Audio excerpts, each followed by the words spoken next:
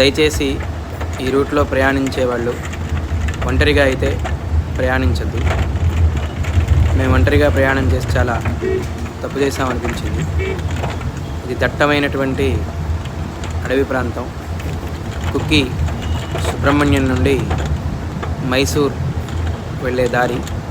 కుక్కి సుబ్రహ్మణ్యం తర్వాత 2 కిలోమీటర్లు దాటిన తర్వాత రైట్ సైడ్ తీసుకుని అడవిలోకి వచ్చేటటువంటి దారిది.